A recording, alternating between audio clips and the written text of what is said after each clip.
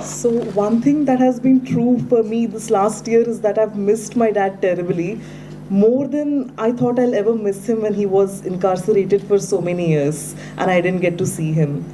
And one thing that kept me going is going back and thinking about the words he said and reading his poetry.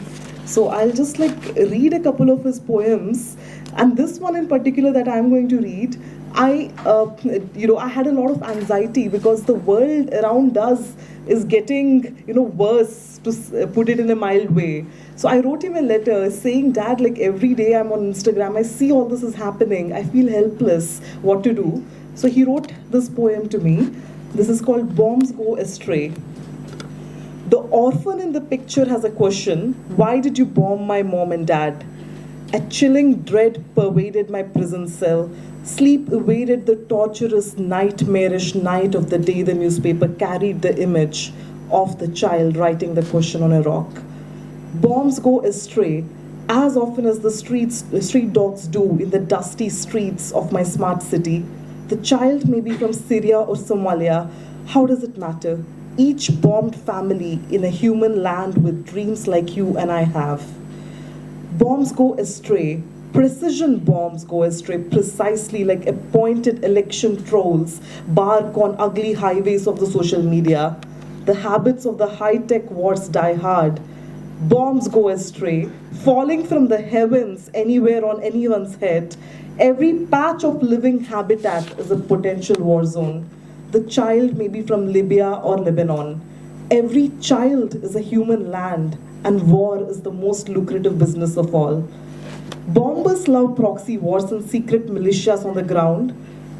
I see no tears of fears in the hidden eyes of the picture. Perhaps she sees the monster too often. The child may be from Chechnya or Nigeria. The monster grins and grunts, scrambling all over with the deadly trigger buttons in hands and strikes at will. The bombs fall as easily as bird droppings from the sky. The child may be from Palestine or Pakistan. The war zone child has no luxury to weep and wail, unlike you and I, who are armed with Gandhian peace and non-violence or with Martin Luther's kind words. Airstrikes strike in hundreds or thousands, even as you and I sip from our cups of peace sitting across the coffee table or sleep in our restless, cozy pillows. We cry of foul war and violence, watching it in all the colorful smart screens with thrill and awe. I fail to read the child's eyes as she stands, her back facing my peace-loving eyes through my sleepless nights in my tiny egg-shaped prison cell. The child may be from Kashmir or Yemen. The collateral is the refrain of the eternal war song. A war is declared or undeclared. It is open or secret or sacred. Bombs are counted or uncounted, with ground militias or with grand alliances. It is no business to count the casualties of citizens. Liberal democracies fight the most gruesome wars and produce handsome dictators. Their faces fit beautifully well on our flat screens, peaceful drawing rooms, where serene incantations of peace flourish with yoga and meditations. War is the most permanent of all the businesses of peace. So my dad wrote this particular poem for me, and he wanted me to understand that in this particular place that we are in this particular time that we live in, it is a time of conflict. It is a time that haunts us terribly. It is a time where we face the biggest moral dilemma of our lives, but it is a time where we must acknowledge how gruesome things are. We must not, be blinded to it, or we must not be numb towards everything else. So, and I have read this particular poem because even after his release, even after his acquittal, the one thing that he wanted to continue was his politics. His political will had never faded. And then I'm going to read another poem. I hope I have time, Nandita, for another poem. So this is a poem my dad wrote for my grandmother, his mother, who he could not see for so many years. It is because of her, he's told me when he came out last year, It is because of her that he is what he is. She carried him in her arms to go to school. Uh, she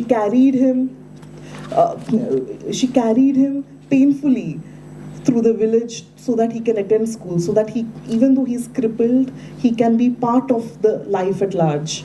So when he could not attend her funeral because he did not get any relief from the jail authorities, he was immensely saddened. This poem he wrote for her earlier when she was still alive.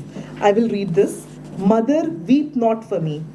When you came to see me, I couldn't see your face from the fiberglass window. If you glanced at my crippled body, could you truly believe if I'm still alive? Mother, cry not for my absence at home. When I was at home and in the outside world, I had many friends. But when I am now incarcerated in this prison's undercell, I have gained many more friends across the globe. Mother, despair not for my failing health.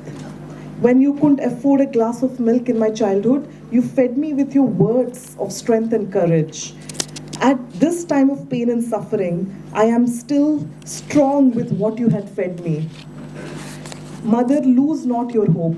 I realize that jail is not death. It is my rebirth. And I will soon return home to the lap that nurtured me with hope and courage. Mother, fear not my freedom. Tell the world my freedom lost is freedom gained for the multitudes. As everyone who comes to stand with me takes the cause of the wretched of the earth, wherein lies my freedom. So this is the... So wait, man, I'm going to read one more, if that's okay. This is the last one I will finish it up with. And again, this is like probably the one most people have read. This is his poem titled, I Refuse to Die. When I refused to die, my chains were loosened. I came out into the vast meadow, smiling at the leaves of grass. My smile caused intolerance in them. I was shackled again. When I defied death again, tired of my life, my captors released me. I walked out into the lush green valleys under the rising sun, smiling at the tossing blades of grass. Infuriated by my undying smile, they captured me again. I still stubbornly refuse to die. The sad thing is that they don't know how to kill me because I love so much the sounds of the growing grass. And that will be